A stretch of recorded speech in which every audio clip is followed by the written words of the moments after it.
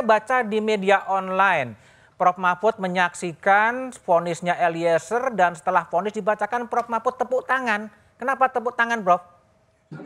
Ya kaget aja. Kaget. Hakimnya ya kaget karena ada hakim yang begitu hebat dan berani. Oh, Dari 12 tahun menjadi 1,5 tahun itu memang perlu keberanian untuk menjelaskan itu.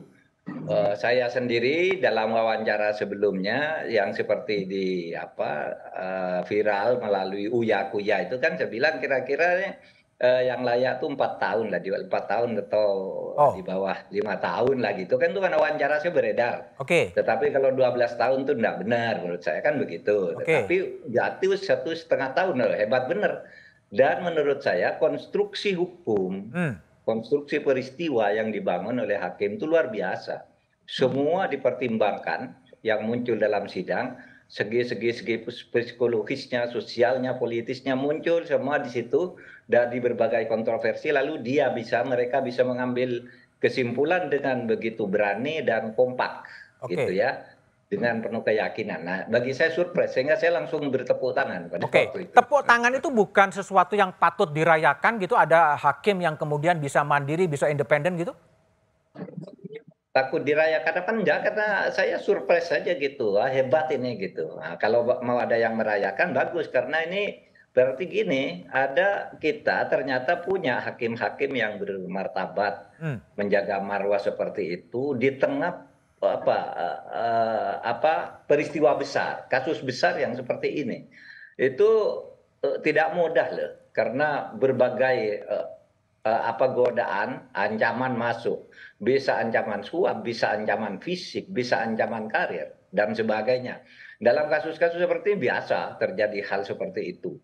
Jadi saya katakan hakimnya ini hebat ini. hebat. Berarti iya, saya kira kita perlu masa depan hakim-hakim yang mulai dari muda itu, dari pengadilan negeri itu sudah bersikap begitu. Nanti diharapkan tidak rusak di tengah jalan. Kadang-kadang di tengah jalan rusak sebelum sampai ke puncak. Rusak di Tapi tengah jalan menurut saya gembos ya, bagus. Prof, ya berubah di tingkat banding gitu ya? Ya, karir hakimnya juga, perilaku hakimnya juga bisa aja bagus.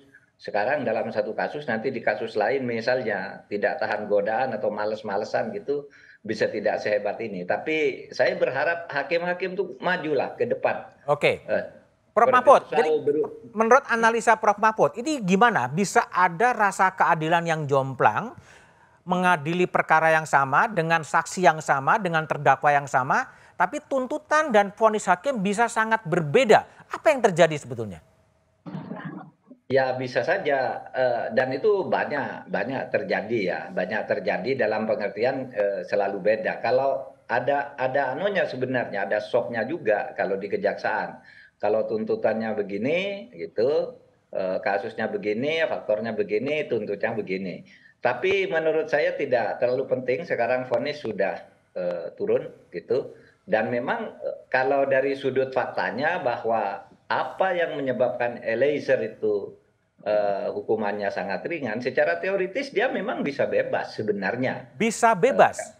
Secara teoritis memang ada pasalnya, melaksanakan perintah jabatan yang Oke, tidak bisa dihindari kan. Dia kan orang kecil di situ, lalu disuruh gitu, kalau ngelak bisa dia yang ditembak, bisa dia yang dipecat kan. Lalu oke. dia lakukan gitu aja.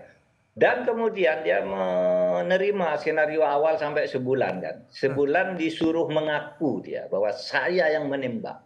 Dan semuanya percaya hmm. bahwa dia yang menembak. Eliezer sendiri dipanggil, ke saya yang menembak. Kenapa kamu menembak membabi hutan? Tidak tahu, pokoknya saya menembak gitu. Kenapa kamu bilang begitu? Nah, di persidangan baru terungkap.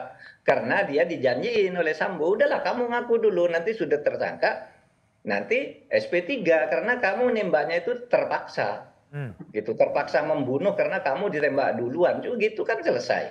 Tapi dia berani mengungkap itu. Sehingga menurut saya pantas dia mendapat justice collaborator seperti itu.